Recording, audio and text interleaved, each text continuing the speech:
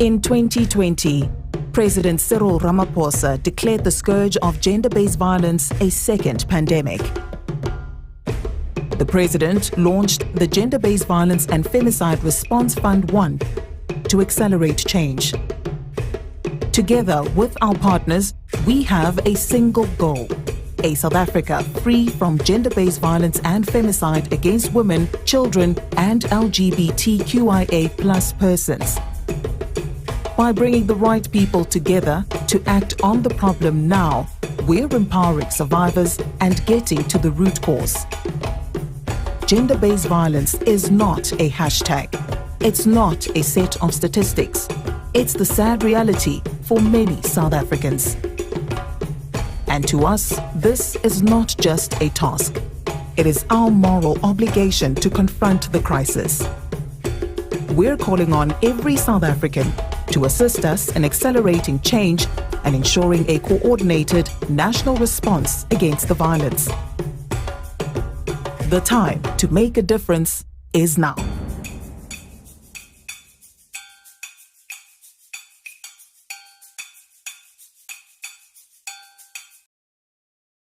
A very good morning and welcome to the Market Open, where we're going to launch the global campaign of 16 days of activism for no violence against women and children. My name is Vuyo Lee. I'm the marketing director for JSE, and I'll be your host for today. I'd like to thank you all for joining us on this very important day indeed. It is an important day because we at the JSE are joining forces with the Gender-Based Violence and Femicide Response Fund1, an organization that forms part of the government's national response to the gender-based violence and femicide in South Africa.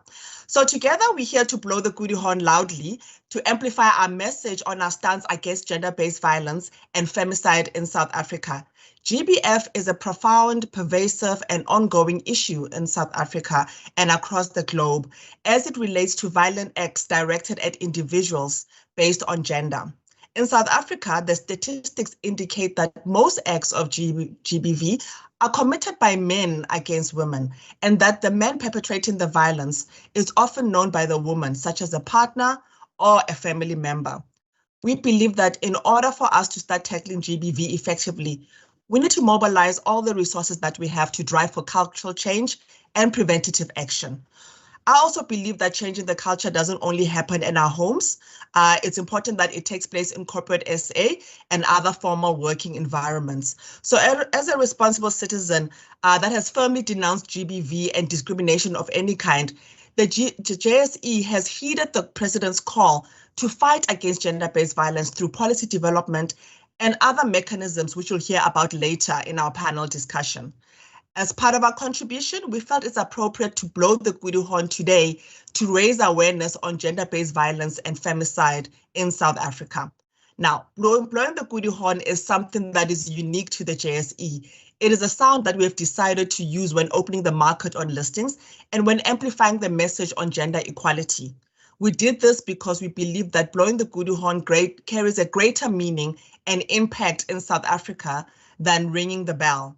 In the context of Africa, the goody horn is used as a call to meet, either for traditional ceremony or in case of danger or war. So it's fitting today that we blow the goody horn as it signifies the call for government, civil society, and corporate to come together and fight against the GBV scourge. So today we'll not only blow the horn, but we'll also host talks and a panel discussion to spark conversations of where the private sector can work together with the GBVF fund to fight GBF in the lives of its employees. And with that said, I'd like to introduce our CEO, Leila Fourie, who will officially welcome you all and touch on the impact of gender-based violence and femicide on our country. Over to you, Leila. Good morning and welcome to this very special opening of the market as we ring the bell in support of gender-based violence and the Femicide Response Fund. The GBV Response Fund was launched by President Ramaphosa in February this year to support the implementation of the new National Strategic Plan on Gender-Based Violence. The president described gender-based violence as and femicide as the second pandemic and tasked the fund with with raising funds together with Corporate South Africa to tackle this firmly. Today also marks the start of 16 days of no violence against women and children. This initiative was originated by activists at the first UN Women's Global Leadership Institute in 1991, and this year marks its 30th anniversary. Over 6,000 organizations in 187 countries have participated in the campaign since its inception, with a reach of 300 million people. It's a tragedy that we have to declare an armistice on gender-based violence through these 16 days of activism. But the truth is that in South Africa, a woman or child is a victim of violence every single day. It's a shame that cloaks this country, and an abomination made all the worse by the fact that many of these gender-based attacks are perpetrated by people who are known to their victims. The only way to turn the tide is for us to all stand together. It's vital that victims of gender-based violence have places of refuge within which to seek sanctuary. It's critical that police officials have the necessary resources and equipment to obtain the physical evidence to secure convictions for sexual assaults. It's important that we heal both the visible and the invisible wounds of survivors.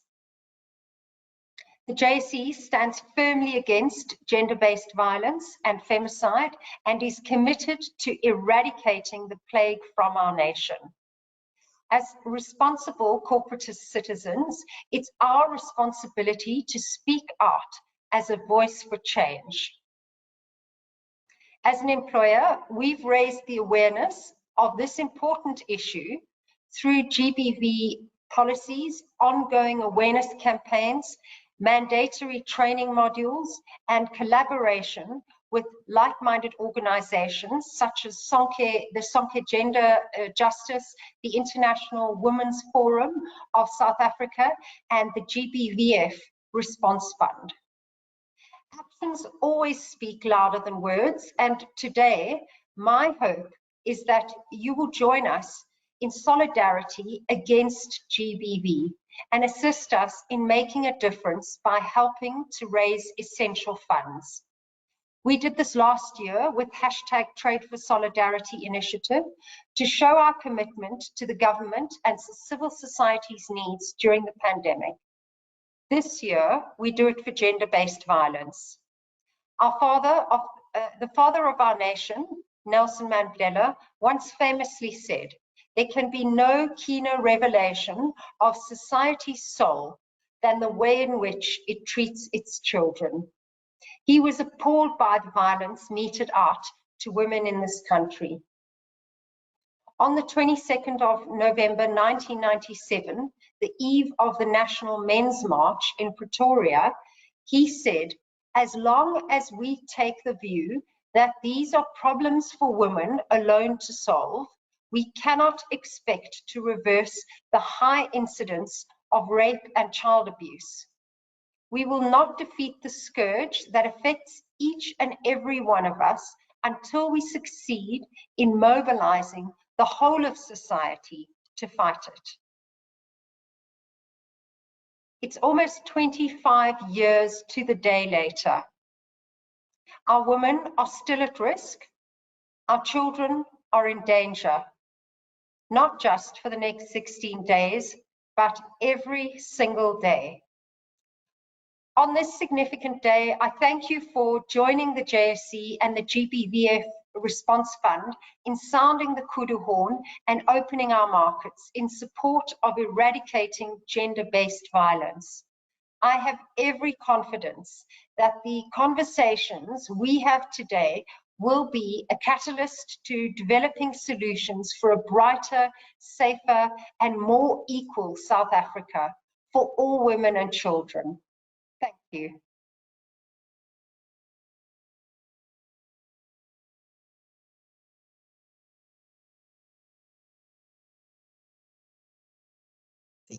My apologies for that. Leila, thank you so much for your leadership and steering the JSE ship in the right direction. While we still have a long way to go in our fight against GBV as a country, it's comforting to know that leaders in the private sector are supporting the president's mission to fight this blight. As you said correctly, it's not a woman's problem to solve this, it is everybody's problem, and we all need to rally together as civil society, as corporates, and as government to really fight this issue. I'd like to hand over to the platform to Dr. Judy Dlamini, who is the chairperson of the GBVF Response Fund1. May Judy, thank you for joining us today. The platform is yours. Thank you. Thanks very much, Program Director Vuyo. Thanks for that warm welcome, Leila.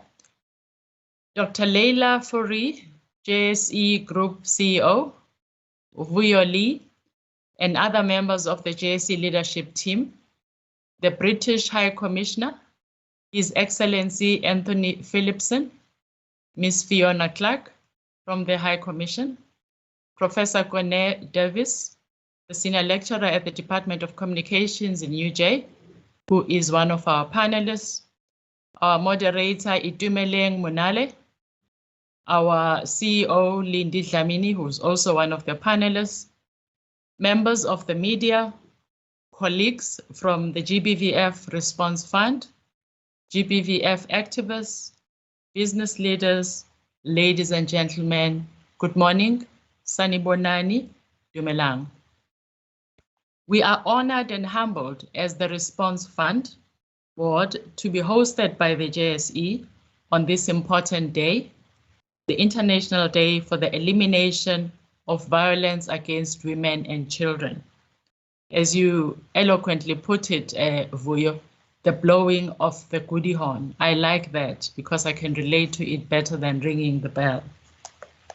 The JSE is one of those national treasures that has been around for more than 130 years. It is home to close to 400 companies, was the first stock exchange to incorporate the move towards integrated reporting, and more importantly, is very ably led by women. That is why it's one of the top 20 stock exchanges in the world. When civil society took their fight against gender-based violence and femicide to the JSE on the 13th of September 2019, it was a cry for help to corporate South Africa. It was a demand for accountability for all the transgressions against women, subtle and overt. Only a sick society kills and abuses its women and children, where 1 in 3 women is likely to experience domestic violence in her lifetime. The challenge with women abuse is that it affects everyone. It's costly at different levels, socially, economically. It dehumanizes women.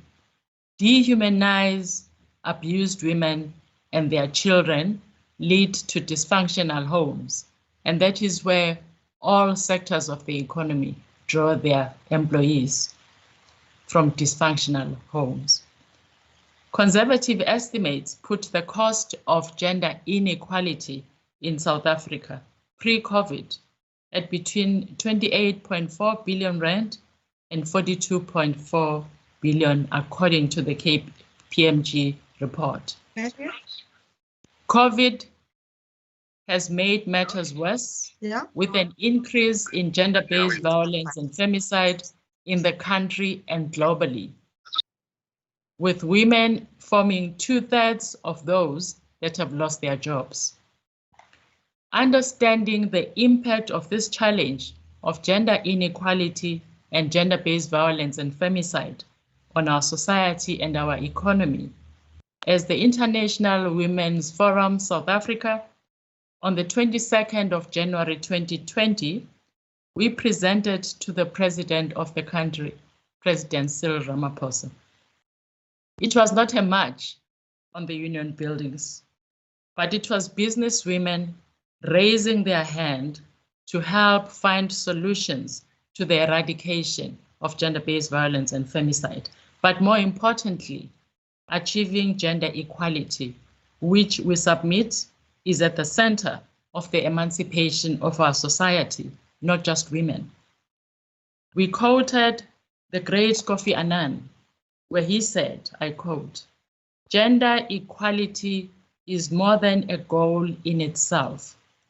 It is a precondition for meeting the challenge of reducing poverty, promoting sustainable development, and building good governance," end quote.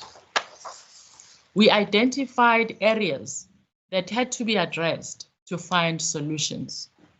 Some of those are recourse for perpetrators when it comes to gender-based violence and femicide, adequate resourcing and training of those that have a duty to protect us, creation of safe spaces wherever women and children find themselves, including corporate South Africa, deliberate initiative to influence cultural reform in companies and within society, the creation of intersectoral fund. We went as far as proposing for the creation of the Gender Equality Index, along the lines of the Bloomberg Gender Equality Index, which currently covers no less than 380 companies that are headquartered in 44 countries. As business, we know that you cannot manage what you do not measure, and data transparency drives the desired change, hence the importance. It's important to measure female leadership within your organization at different levels, especially in revenue-generating areas. Creating a talent pipeline that is inclusive of all different social identities, especially gender and race. An inclusive culture generally within organizations, as opposed to expect people to assimilate to the dominant culture. Equal pay and gender and racial pay parity, anti-sexual harassment policies, amongst many other things. I'm happy that we have a partner in the JSE that leads by example. While in that presentation, we were led by our president, President Irene Chanley, Dr. Leila presented on the economy and gender equality. She didn't stop there. When the fund was launched earlier this year, she was there, and her organization has continued to support the fund financially and non-financially, as we can witness today. For that, we thank you, Leila, for your leadership and your organization's commitment, not only to GBVF, but to gender equality in our lifetime. As the fund, guided by the NSP for GBVF, we are aware that GBVF requires a multi-pronged and multi-sectorial intervention, which includes, amongst others, public awareness, not only for prevention, but as a deliberate effort to change a culture that disrespects and devalues the worth of women and children. We understand that the optimal impact of our work will depend on collaboration and relationship building with all stakeholders. We are grateful for the support we have received from business, philanthropic organization, and the British High Commission has led by example. We believe that as we'll be releasing the results of our first request for proposals soon, we'll start contributing to the change that we want to see by amplifying the initiatives and the voices of the non-governmental organizations and community-based organizations. The money that we'll be dispersing comes from you, our partners, and for that, we thank you and urge to continue with your valuable support, not only financially, but in different ways to ensure that we eradicate GBVF in our lifetime. As the fund, we've reached out to different institutions, including education institutions, to collaborate around research that is relevant to the GBVF eradication. We will continue to do that, including working with government. We are grateful for the support that we receive from the presidency led by Prof. Olive Shisana. And the president of the country continues to remind business of the importance of their support for us to achieve our goal. We appreciate that. We truly appreciate the support that has been shown thus far, and we have no doubt this will continue. We commit to serve with integrity and transparency, working together to eradicate any harm against women and children who are both the pillars and the future of our society. We are guided by our forebears who led the foundation for women's emancipation and in the process, the emancipation of society at large. As we celebrate the year of Umamu Charlotte Manya Maxeke, I would like to repeat her guiding principle. I quote, "This work is not for yourself. Kill the spirit of self and do not live above your people, but live with them. And if you can rise, bring someone with you," close quote. It is that ethos that guides us as a fund, and we recommit to serve as we did when the president launched the fund. We look forward to gaining wisdom from our panelists. Thank you, Ngiyabonga, Releboga.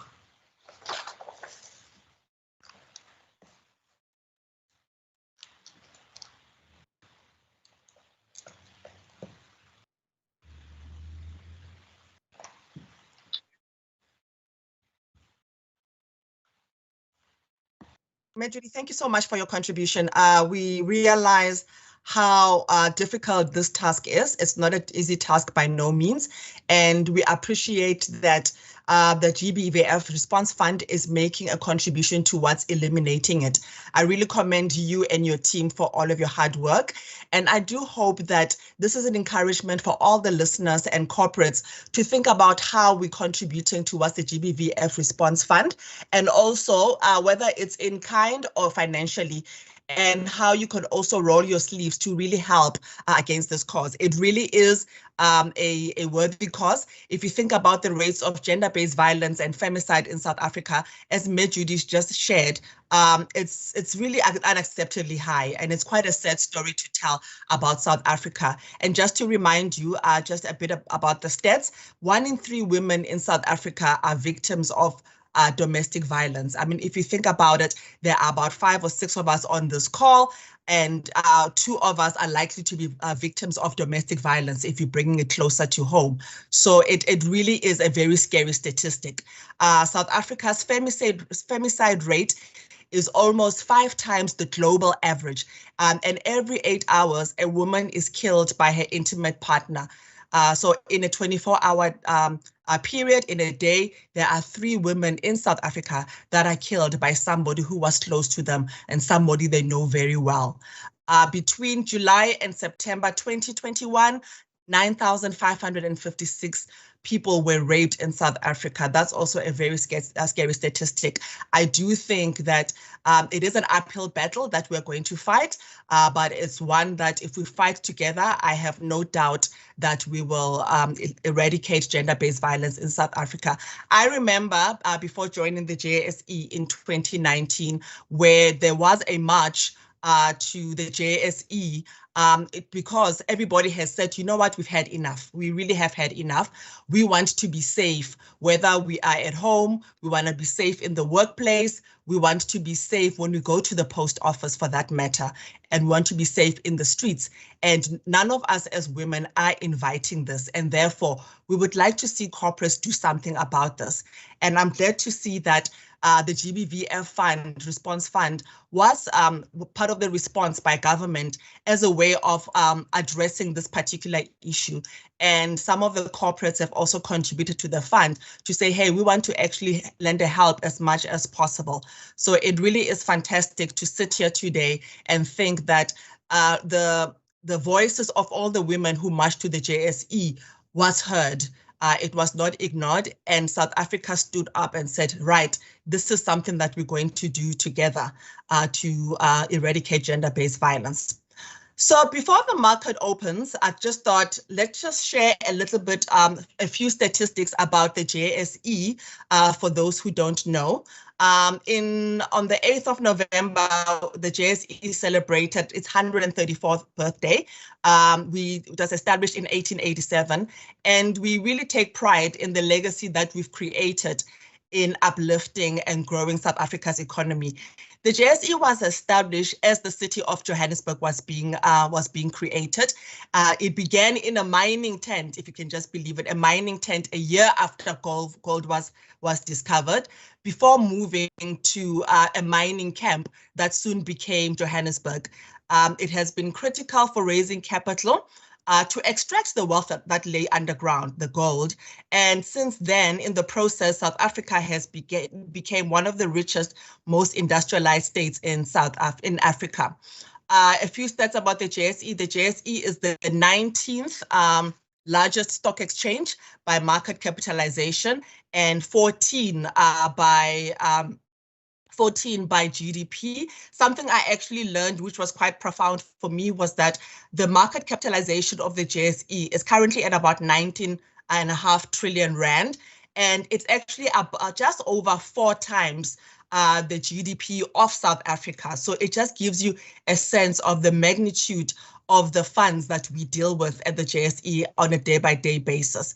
There are about 290 companies listed on the JSE main board, as Judy alluded to earlier, and 36 companies are listed on our alternative exchange. And additionally, there are about 86 JSE exchange-traded funds listed, and that market cap is sitting at about 122 billion. So it really is quite a significant contribution that we are making on a day-by-day basis. I'd just like to say that we're really proud of the role that we do play in the economy, but it's not only about market capitalization and raising funds for companies. It really is about the role that we play as an organization in addressing some of the social challenges that South Africa faces. We have our goal, we've got goals that are aligned to not only the national agenda, but the sustainability development goals. And 2 of the critical goals that we have is poverty alleviation, and the second one being gender equality.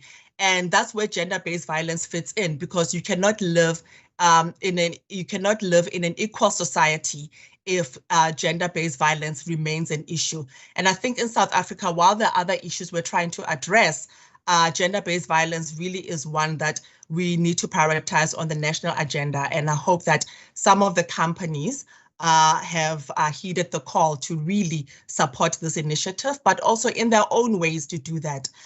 It's also about the conversations that we have at home. It's also about the conversations we have with our girl children, the conversations we have with our boy children about the role that men and women play in society. And as a parent, I do fear for my daughter. I have one daughter, she's 8 years old. I do fear for my daughter in terms of whether she will live in a safe environment, but also will she also live in an environment where she is treated equally, where she's appreciated for her efforts. And I think it's important to have those conversations with girls to build up their confidence so that they do not fall prey to other people who will take advantage of them. I mean, we know the blesser culture in South Africa, but also to stand their ground and make sure that their voices are heard and they're recognized for their efforts as much as men are in corporate or in society. And the same conversations we definitely need to have with our boys as well, to make sure that we do not see toxic masculinity, and that they also appreciate the role that women play. But we'll talk a little bit more about that in the panel. I'm sure there is a lot that Itumeleng has in play for us in terms of how we can actually drive this in our society.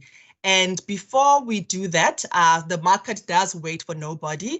So I'd like to begin the countdown for the Marketing Open, which today is blowing the kudu horn and in support of the 16 days of activism against violence for women and children. So let's begin the countdown now. Thank you. Over to you, Francois.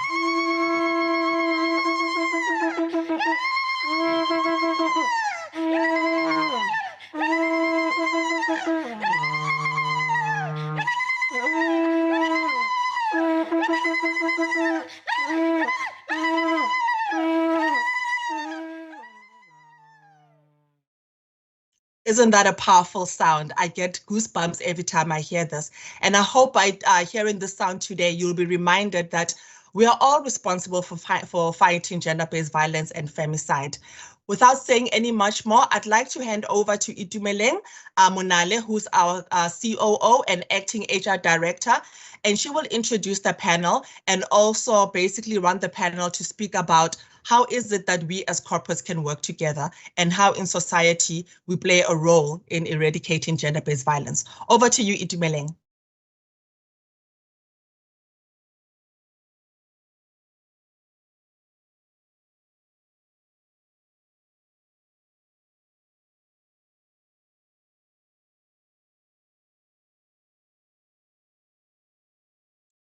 Good morning to our esteemed audience this morning, and thank you very much, Vuyo.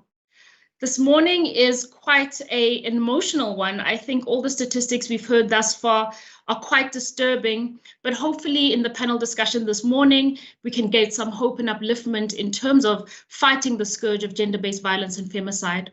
As we embark on the sobering discussion, it's critical for us to pause and reflect on South Africa's position with a gender-based violence lens, and I think our speakers this morning have certainly done so. In this moment of reflection, we will no doubt understand that we, each of us in attendance as individuals, as well as corporate citizens in South Africa, have the responsibility to drive and participate so that we can change the narrative on gender-based violence.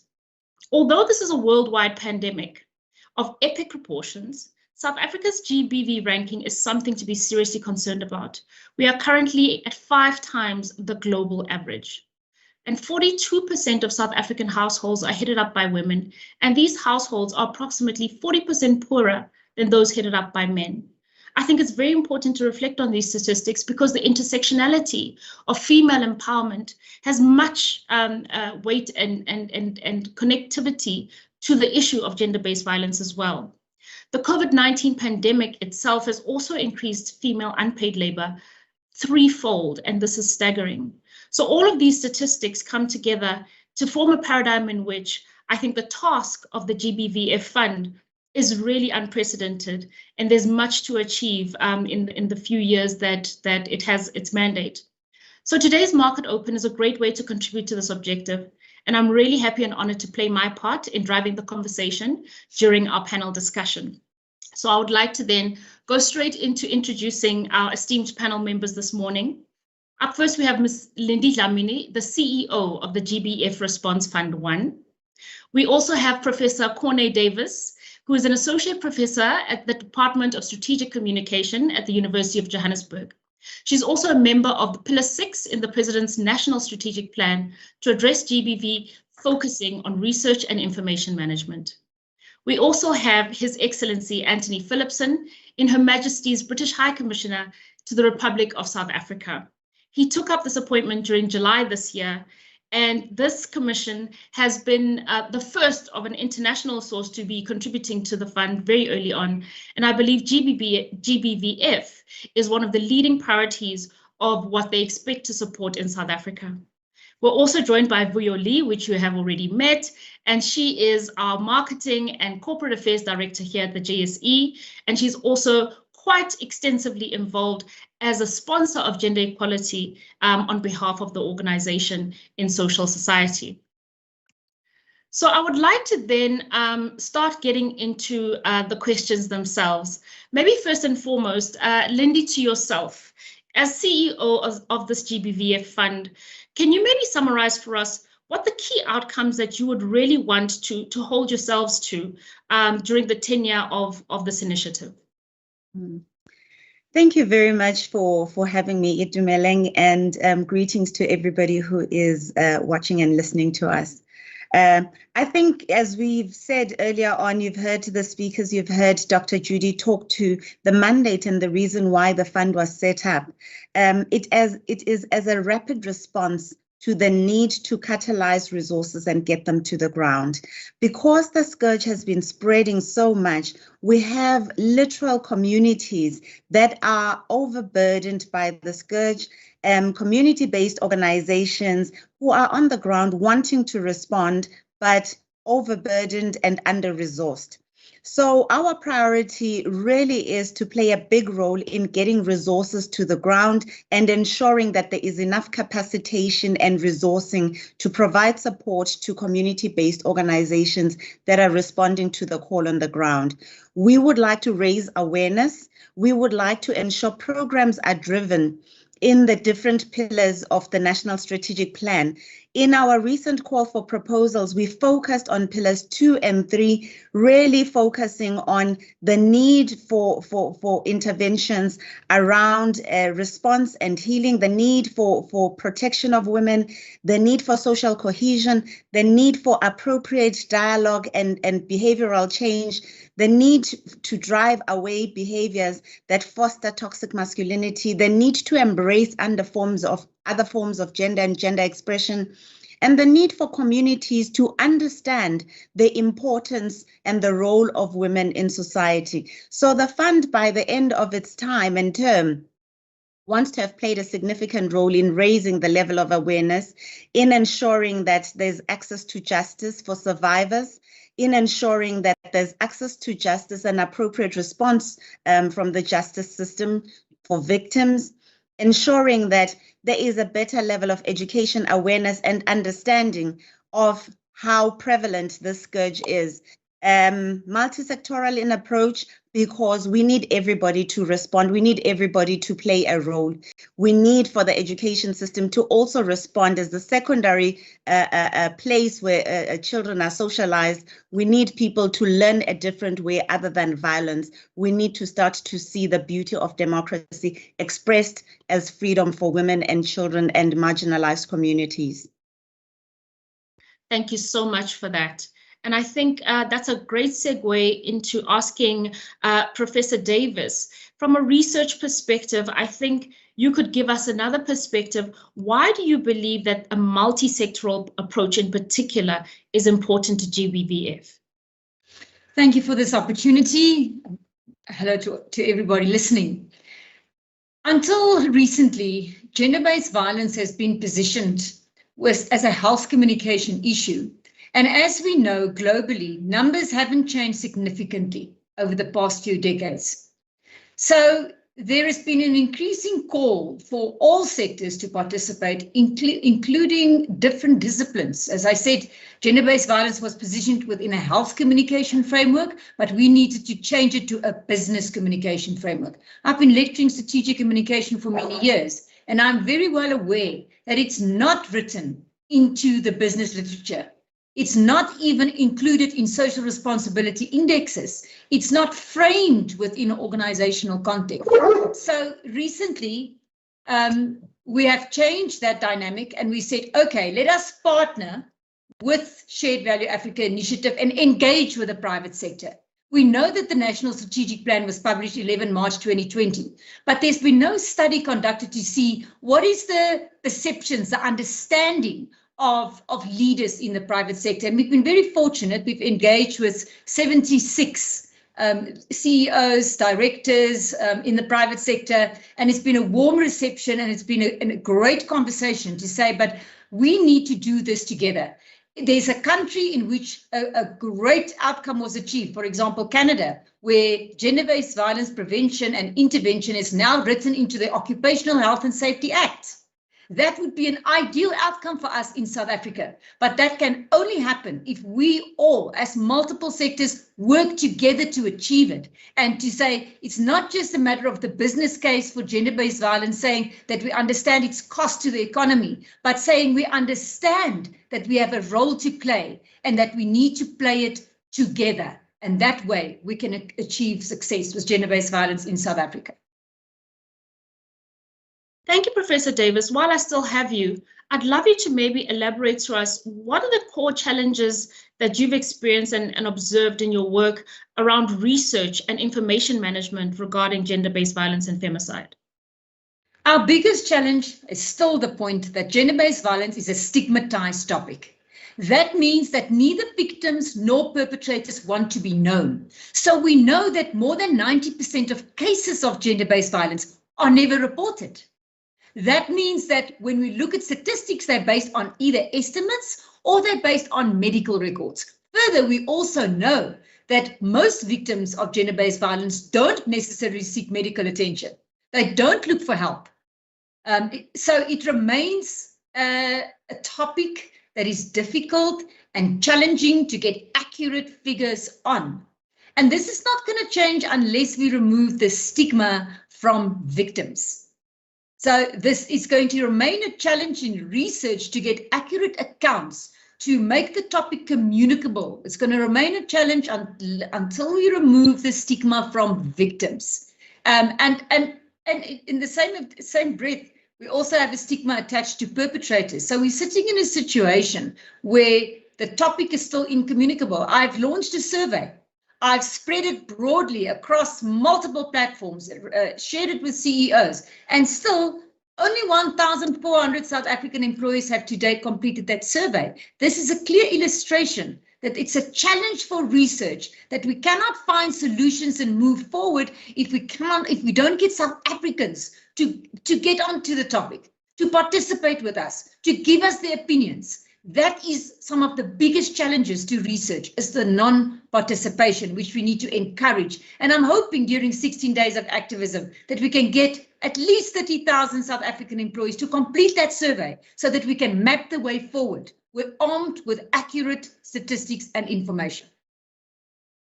Thank you, Professor Davis. And that's actually quite staggering that it's literally only 10% that's reported from a prevalence perspective. I wonder if there's anything that the community-based organizations that you'll be working with, Ms. Dlamini, will be able to assist in terms of enhancing that information base so that the accuracy and therefore the activities to address this could be improved. You know, on the point that Professor Davis was raising about a multi-sectoral approach, I think one of the challenges that we see is the ability to gather complete and accurate information from various sources. So this is from state sources such as Statistics SA, this is from the SAPS, this is from communities, this is from functions such as the Tutuzela centers. There's a lot of data gathered everywhere, and the CBOs are but one source of data. We are hoping in the work that we are doing with them to help enhance the data that is collected. One of the initiatives that we have embarked upon together with the Pillar 6 of the NSP is a GBVF dashboard. And we hope to enhance the transparency of information. We hope to elevate accurate numbers, as accurate as possible, given the underreporting and given the lack of access that some people who experience gender-based violence and femicide do not have access to reporting anyway. And this is why the role of CBOs is so important. They have trust on the ground. They are known by the communities that they serve, and we want to enhance their ability to provide us with a mechanism through which to gather information. Of course, this is going to be dependent on the programs they drive, but we want to influence their role as a data gathering source and mechanism. Thank you for that. Your Excellency, I'd like to bring you in here. And then, I mean, my first question really is, why has the UK decided to make this contribution to a private sector-led GBVF and a GBVF response fund?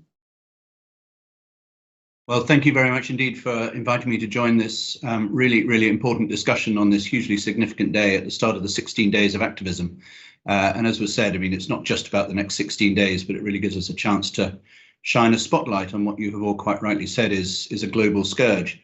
I mean, the UK, I think over many, many years now, has sought to play a leading role in both at a global level on what the current Foreign Secretary calls the 3 E's of educating girls, empowering women, and ending violence against women and children.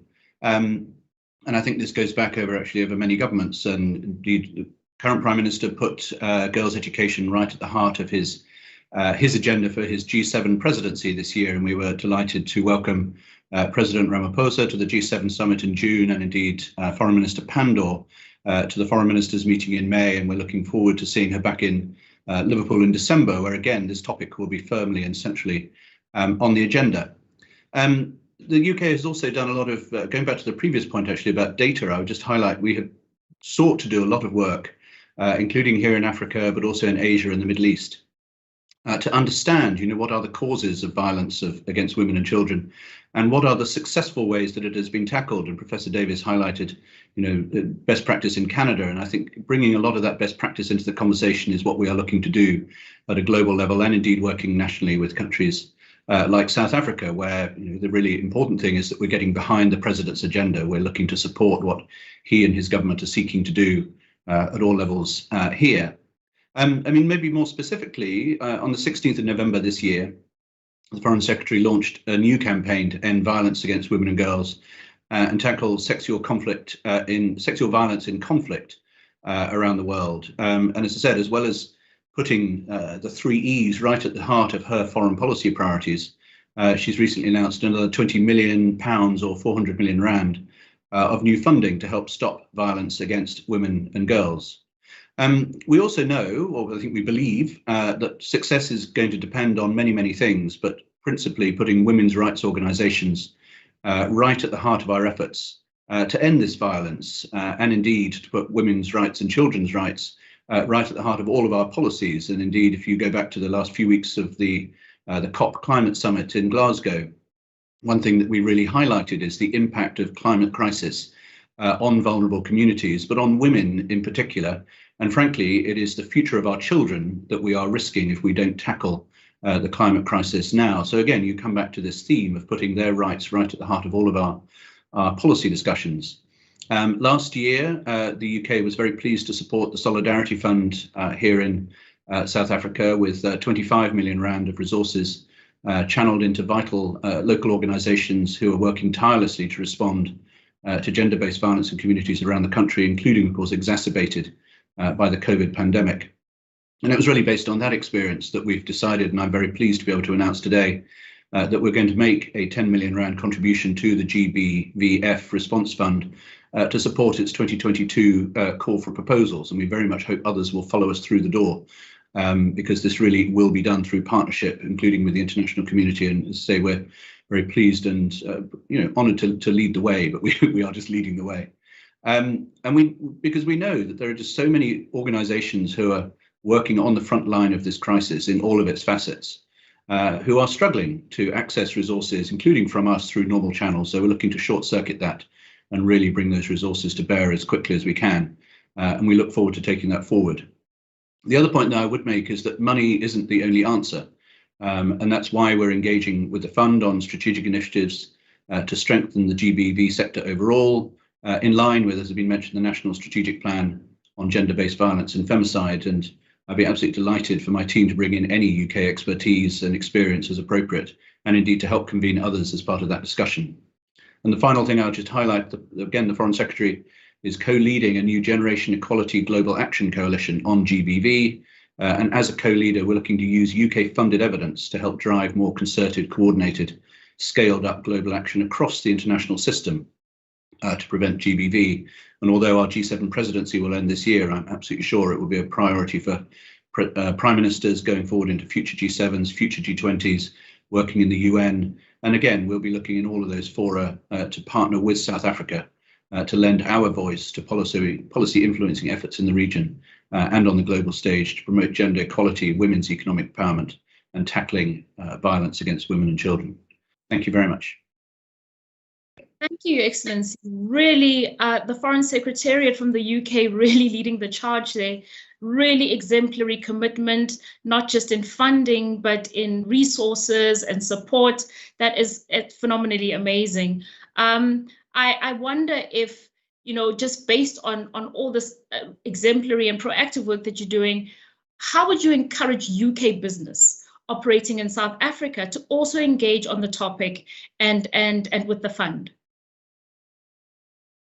So I think some of them already are. For example, Anglo-American have provided some seed funding, I think 30 million rand as a contribution to the response fund. But I think that I'd really just highlight three thoughts on this. First of all, you know, UK businesses that are invested in South Africa, they need to be invested in the future of South Africa, and tackling these issues is crucial to the future of South Africa, as the South African government itself has set out in very powerful terms. So I've always felt, indeed in other countries where I've worked very closely with the British business community, they need to look and act as part of their local communities. It's where they generate their economic activity. It's where they draw their workforce from. And that's the second point, I think. And again, we can learn, I think, from other sort of CSR or ESG type programs over the years. What is actually really driving this activity amongst companies is the demand of their shareholders, of course, is fundamentally important, which is why it's fantastic to see the JSE, I think, taking such a leadership role on this. And if I may just say, I've not heard the kudu horn before, but I hope to hear it many, many times. But what I loved about the description of it is that, you know, in the UK, at the London Stock Exchange and in New York, we ring a bell. Ringing a bell is relevant because it's sounding the alarm, but it also is a sort of sign of, you know, flee, whereas the kudu horn is bringing people together for the conversation. And that is what I think is just so profound and powerful about this. But back to the community piece. So shareholders drive activity, so do customers and consumers. And I think customers and consumers also need to be brought into this discussion and demand this type of shift in activity and shift in behavior from the companies from whom they buy their goods and services. And then there's employees. And I think the employee voice in these topics, this is certainly something we talk a lot about in our network across the UK and South Africa. But I think employees want to feel proud of the companies that they work for. They want to feel proud of the impact that their companies have on the ground in their communities. And at the end of the day, when I sort of lift it back up to the overall sort of UK-South Africa agenda here, this is about mutual ambitions to create a better world, frankly, for us all to live in. And I think that runs through all of this. So I really hope we can bring business into this discussion, because as I say, I think they can fundamentally drive that behavior. And indeed, they can create opportunities for employment. Because I think a big part of the answer here is creating opportunities for women in the future of the global economy, in the future of the South African economy. We do a lot of work through what's called the UK South Africa Tech Hub that we fund here in South Africa, quite specifically focused on female entrepreneurship, quite specifically focused on digital access programs for women, in order to give them a sense of, you know, their own career path and sort of bringing them sort of out of the shadows in the economy. And really, we do all of that together with British business leading the way, alongside the efforts of the British High Commission, alongside the efforts of the South African government, JSE, and all the other community stakeholders that will need to be part of this discussion. I think we can have a very profound effect. And that's a series of conversations that we'll be looking to drive over the coming year. And I very much hope we can do more in partnership with JSE. Thank you. Thank you so much, Your Excellency. Everything you've said this morning is absolutely inspirational and gives us hope at all the things that are possible to tackle as different angles. Maybe then leaning into your point around employees is where I'd like to bring Vuyo in here. How do you think corporate South Africa can support employees who are survivors of gender-based violence? Thank you for that question, Itumeleng. And I suppose to start, I just want to reflect on an experience I had about 15 years ago. I used to work in a call center, and one of my call center agents was being abused by a partner. And every 2 or 3 months, she would walk in with a black eye, covered, wearing a hat to cover her eyes and sunglasses, and work there. And at that point, I was asking myself, what can I do to help? And the general sentiment was, there's nothing you can do to help. It's a private matter. And I think that has been the attitude of corporates for a very long time. You know, this is messy. This is a societal issue that we don't need to deal with it. It's none of our business. And I think the time has come to actually change that mindset. And I'm very encouraged to see that we are having these conversations as corporate, because we are seeing now that it's not about whether it's affecting productivity, absenteeism, or GDP. It's about making sure that you address things that are just morally wrong or ethically wrong as well. And as corporates, I think we do have a role to play, because we also live in a society. We are not an island. We are part of a community. We are part of society. So whatever happens in that society, you also need to deal with. So at the JSE, there are a few interventions that we do take. I suppose the first one is, how do you create a safe environment for people who work in your organization? And some of the things that we've got in place, for example, is we've got a very firm sexual harassment policy, which takes a very firm stance against sexual harassment, and employs different mechanisms to ensure that managers are able to actually deal with these situations. And we measure in our annual studies to check that our staff members able to actually report on that misconduct. So we do need to make sure that as organizations, we do open the channels first for reporting, but also for consequence management, to say this is how we will deal with this firmly. Similarly, we've got a gender-based violence policy, which I think is extraordinary. A lot of organizations don't have it, and I'm really proud that I'm working for one that has such a policy. And there's two things that it covers. The first part, it really talks to supporting employees who who are victims of gender-based violence. So we've got a policy that talks to, we will provide them, or actually staff members who have to deal with family members who are victims. So it's twofold. And here, what we do is we provide support in terms of accommodation. So if a staff member needs to actually be in a safe environment, we provide hotel accommodation to help them actually transition into alternative accommodation. We provide with leave so that you can support the member of the family who's afflicted or the victim themselves. In gender-based policy as well, we are firm on our stance against gender-based violence. So what we say is, staff members who are perpetrators of gender-based violence will also be subjected to a disciplinary process at the JSE. So this is to actually say that it doesn't matter whether it's a family or home matter, we will actually deal with it decisively. And I would actually encourage human resources organizations to really think about how they can execute that within their organizations, to also help the staff members as well. We've also signed a charter with the Department of Women, Children, and people with disability to also say that we will not employ people on our board or in senior management who are perpetrators of gender-based violence. Perhaps you ask, why is it only senior? I think it is a start. We'll just also need to look also at the rest of the levels of the organizations. But sometimes you actually see that people in higher levels, in positions of power, do tend to get away with this more than other people. So we really do need to start thinking about how, as organizations, we make it unacceptable for gender-based violence to prevail in our organization. And then for our employees also, there has been compulsory training. I can actually say almost like 98% of our staff members has undergone the compulsory GBV training. Is to help with awareness, so understanding what GBV is. It's not only physical, it's mental, it's financial, it's verbal, to understand how to spot it. And ultimately will also help our leaders and our managers know how to deal with it when they see it and when the staff members are a victim. So that's really what we are doing in our employee base, and is to also show that you don't have to spend a lot of money to address this. You can also drive this through policy and communication and awareness. Thank you, Vio. And I think what you're really expressing there is how at the heart of any organization is a community in itself. And to then almost separate out this concept of corporate versus society as if these are private matters, it's out there, and over here we just work, is really a misnomer. It's quite a disingenuous way of thinking of things. We're all a microcosm of the societies we operate in. And I always say, what is the JSE, as an example, as an organization. What is the organization but a collective of individual human beings? And as a result, if you don't look after the human beings, the organization cannot thrive.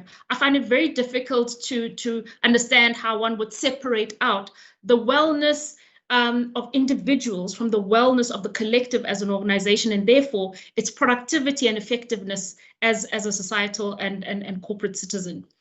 So thank you for that. Really encouraging and exemplary policies that have been put forward there. And I'd love to hear from the rest of the panel if you too know examples or other success stories of how organizations have implemented similar leading policies or practices to address gender-based violence. I'd like to, if I may, Dumeleng, shine the light on Anglo Platinum. Anglo Platinum has implemented really progressive policies, anti-discrimination policies, sexual harassment policies, but also employee support shelters. They've opened quite a few of those close to their mines, which really provide shelter for women and their children. So I really want to shine a light on Anglo Platinum for doing that. I think also it is just a clarion call, exactly as you've said, to say we are all part of the society that we belong to. South Africa is a beautiful country. It is worthy of experiencing the fulfillment of all of our democratic ideals. And so as we work together every day, driving a productive economy, we do so with the support of the individuals who are part of those corporates. So what you have said, Vuyo, I hope you are throwing a gauntlet to everybody else who's listening and companies that are represented to really embody these. It simplifies the communications. It actually takes away the stigma around gender-based violence and makes it something that everybody is invested in. Everybody is invested in each other's well-being. Everybody is invested in a sense of community that prioritizes everybody's well-being. And so I think that you've done an absolutely fantastic job of doing that. And thank you for shining the light on that. Thank you, Dumeleng. Thank you very much, Ms. Lamini. Professor Davis, I wonder, working in the academic and educational environment, universities have a special dynamic as pertains to gender-based violence. I don't know if you have any other insights to share in that, and has there been anything that your organization has done specifically in terms of alleviating that for your students? Yes, I'm very proud to say that University of Johannesburg is extremely proactive when it comes to gender-based violence. We've established a gender unit with the Transformation Office, and we have run several programs to educate our students. I personally have run 2 workshops attended by 150 students at a time, where we took them through the whole range of all kinds of gender-based violence. I'm also proud to say that we've published a brochure for our students this year, educating them on what kinds of gender-based violence there are. We also have given them the vulnerabilities that students have.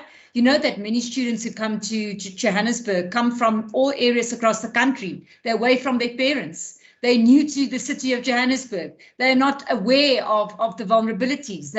Young students are very vulnerable to issues such as places that we've mentioned before, substance abuse. They're not familiar with the territory. They're vulnerable to crime. So we've put together information brochure that we share with all faculties across all disciplines. We also are a number of activists at university. So me personally, I lecture strategic communication, but I always bring in gender-based violence in every lecture that I present. All my students know that I'm an activist. We present many webinars. We collaborate with other universities. We had an academic conversation earlier this year in collaboration with Tiki Barnard, Shared Value Africa Initiative. So we engage with other African countries. And most importantly, we are here to support business.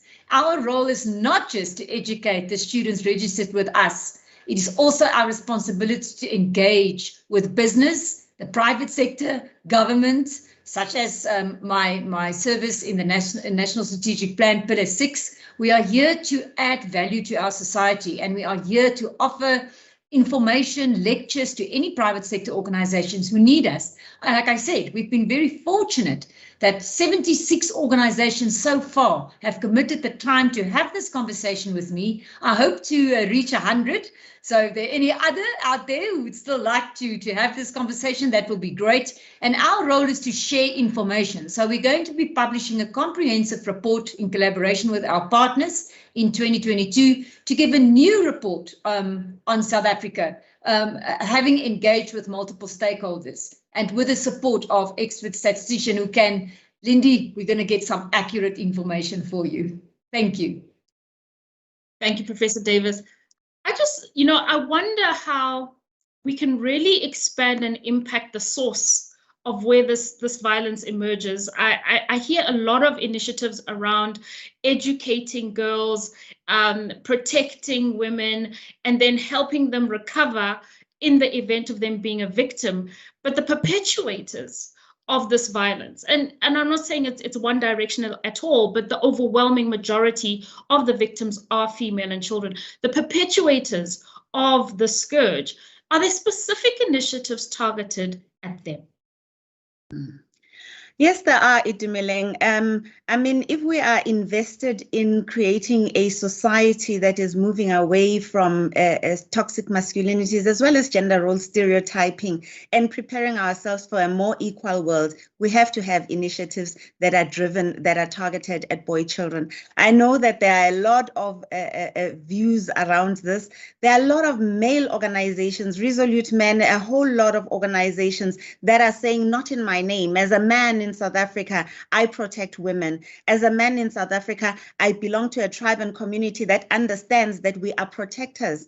I belong to a country where we are equally invested in one another and we protect one another. And I don't want in my name for the perpetration of this. I don't want my sister to be unsafe, my child to be unsafe. So I think it is equally important for us to involve men in the conversation, for us to engage men in the conversation. The other thing is that a violent society begets violence. So you are now seeing violent children, violent women, people who are raised in violence, then understand violence to be a language of resolution of problems. So you do have to target interventions, and the programs that we've just approved for CBOs do cover men, they do cover boys, but they also cover this emerging tendency that we are seeing now of having violent children. So I'd like the High Commissioner to come in because I think he's got some views and experiences on this. Absolutely. Please go ahead, High Commissioner. Thank you very much. I mean, two thoughts, if I may. First of all, I am obviously a man. I have 3 boys, and one thing I've always felt in these discussions is this may sound a bit simplistic, so apologies. We can't leave this to women and children to solve. It's not their responsibility to solve. This has to be solved together. And I think the concept of male allies in this discussion is both essential and, if we get it right, quite powerful. I was in New York before I came to this role in the summer, and we lived through not only the Me Too movement over the last few years, but also the Black Lives Matter movement on the back of exacerbated and highlighted by the killing of George Floyd last year. And a lot of the conversations we had then is, I think not in my name is a powerful thing to say, but it's also slightly passive. It's saying it's not my fault. It's not my responsibility. That maybe is a start, but it's not good enough because it really goes to the point that was made that you're dealing then with the consequences of the violence rather than dealing with the causes and stopping it happening in the first place, which is what I think we all have to focus on. The other thing I just wanted to say about, a reflection really on the point that was made about you can't separate the workplace and our community or the domestic. I mean, I think that was certainly true anyway, but it has been made even more true by COVID because we collapsed the workplace into the domestic environment. And one thing, again, that we used to talk a lot about in New York, and I hope we will keep talking about here, is how you have employee programs focused on well-being and mental health that recognise that it's not just about the professional stresses of working that are driving those sources of challenges to well-being and mental health.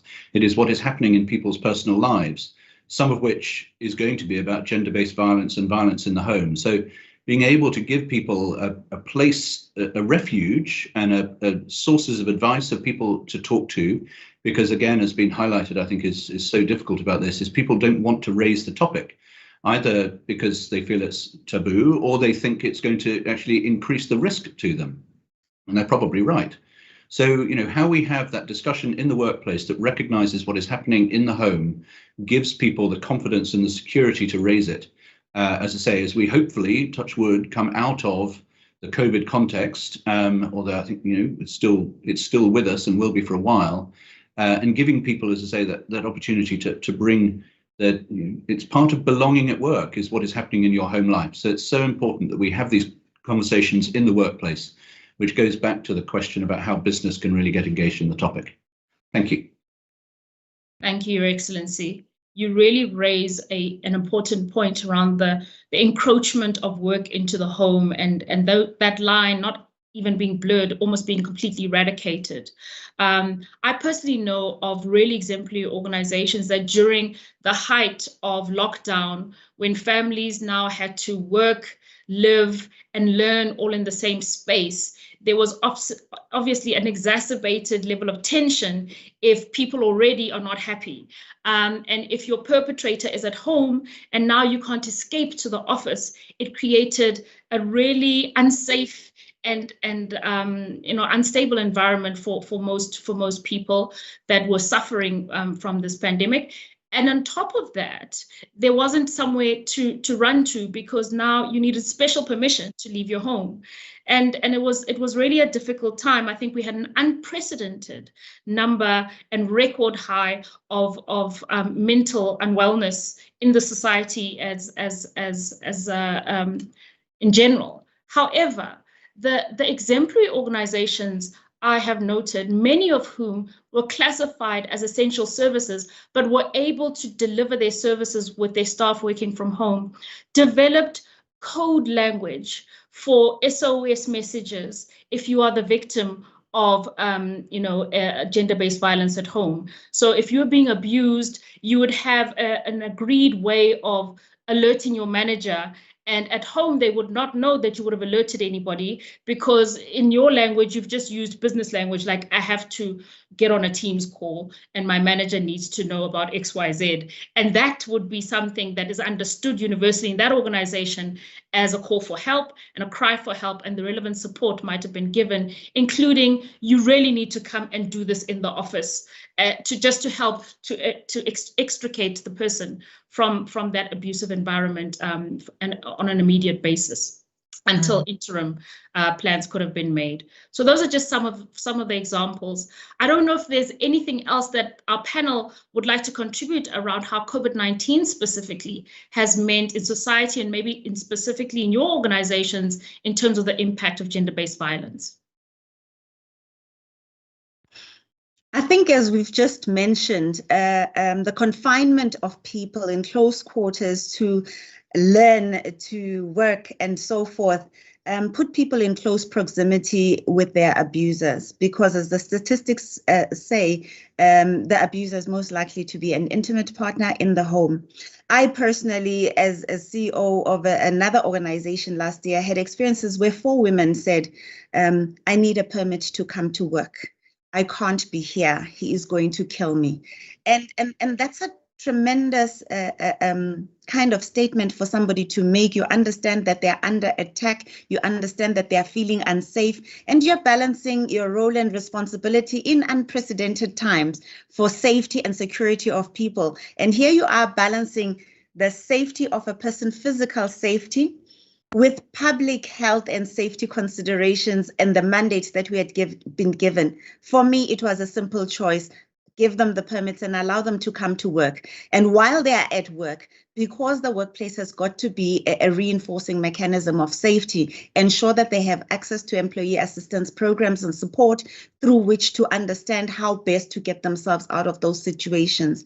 It then says, you know, COVID-17, a lot of people lost their jobs, companies became unstable, and 2/3 of the people impacted were women.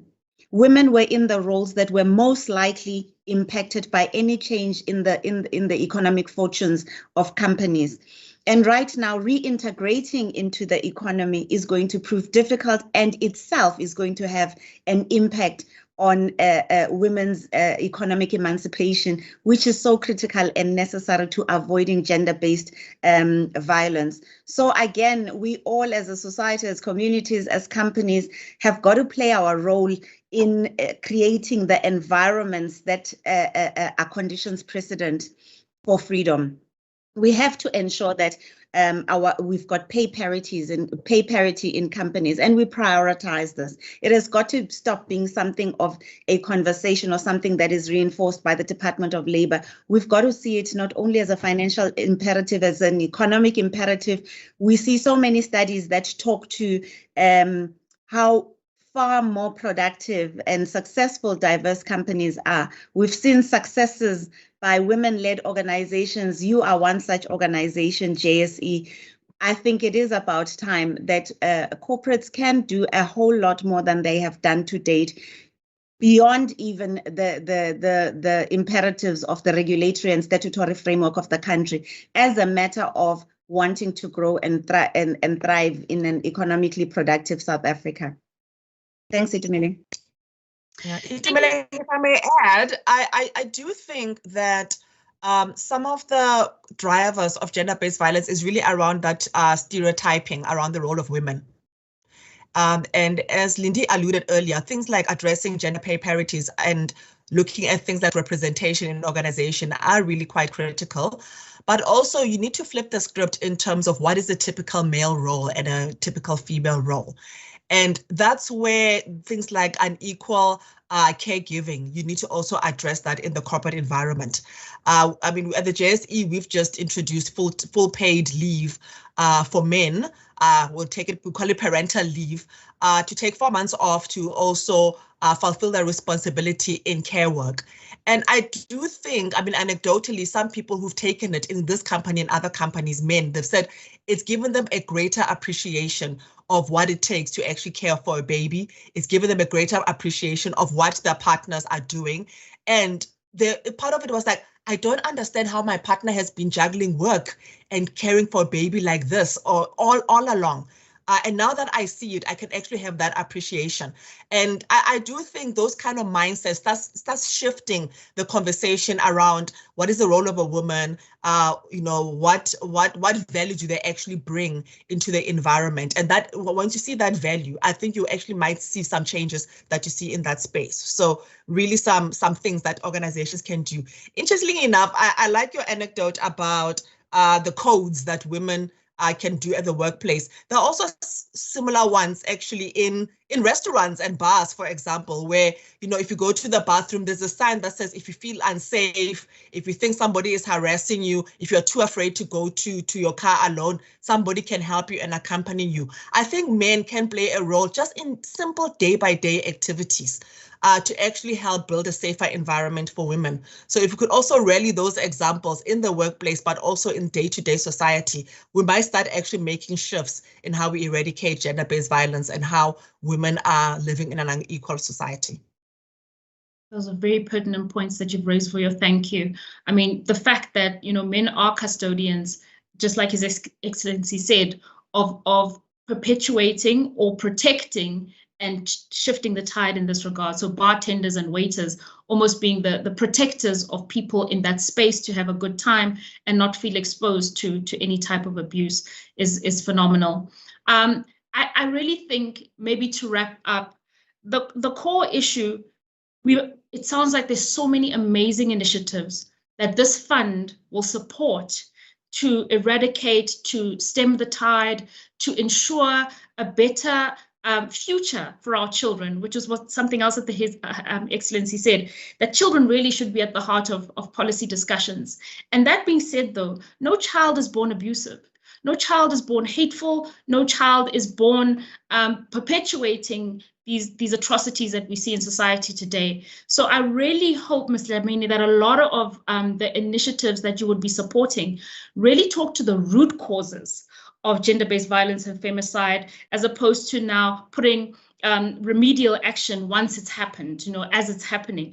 But how do we, in one generation, just lock it down, just turn it around and make sure that, again, we can walk in safe environments without fences, without having to worry about the lighting and am I going into a dark corner? That would really be, I think, the future that we'd like all the future generations of our country and the world to be living in. Absolutely, Itumeleng. I mean, one of the reasons I was inspired to accept this opportunity and privilege to join the fund was last year. I think we had level 3 of COVID lockdowns. And my son came to me and asked me, I have a 17-year-old son, he is at St. John's College. And one of the conversations he's been involved in is around changing toxic masculinities and behaviors, particularly at boys' schools, the cultural things that he believes gives rise to toxic masculinities. And he asked me, he said, I know we're under level 5, even though it's level 3 in the country, but I'd like to I'd like to attend a march. And that march is around how my generation provides support to our generation of girls and women and raises a different voice and different perspectives. If we don't speak up, we can't change the mindset of other people who are growing up with us, who might have grown up with a different perspective. And I quizzed him at length about why he wanted to do this. He said, I have a 12-year-old sister. I don't want her to have your experiences. I don't want her to be afraid to go out. I don't want her to believe that she is limited in who she can be, what she can be, and what her destiny can be. I want us to grow up and live in a different world. So it also comes down to the conversations that we have on the ground and our interventions, why we focus on community-based organizations and community interventions. Would like to change the conversations that are happening in communities, in families, in places of worship, in churches, etc., because this is how we influence one another to change. If you look at a lot of change that has happened in communities and societies, there's a lot that we influence one another in when we are in our spaces where we are receptive of new knowledge, of information, of understanding things different. I mean, there are theater productions that we are supporting because that's a way of people of receiving information in a non-threatening way that influences them to be open-minded and to learn. Thank you so much, Ms. Lini Dlamini. That is the perfect note to end this wonderful panel on. I'd really like to thank, on behalf of the entire audience, on behalf of the JSE, on behalf of the GBVF Fund, thank you to our esteemed panel this morning for this really important conversation. And may our efforts continue to snowball into something that really stems the tide on this scourge. Thank you so much for your time this morning. Over to you, Vuyo. Thank you very much. Such a compelling and powerful conversation about GBVF. And I'm really glad we did cover some of the solutions, also some of the things we need to think about to prevent gender-based violence. So I'd like to thank Lindy Dlamini from the GBVF Fund, British High Commissioner Anthony Phillipson, and Professor Cornet from UJ for your contribution. And Itumeleng, well done for facilitating this important conversation. Thank you so much. As you heard, and there were some comments on the side, there were, Mayor Judy said, congratulations to Natasha Filyun and Dr. Leila Fourie for leading by example. And may this be the gauntlet that is thrown to other corporates, whether they're male or female led, to really support this worthy cause. Before we close, I'd like to play the video of the sound of the kudu horn, a way to amplify our voices and express our concerns about the plight of the women and girls in our country.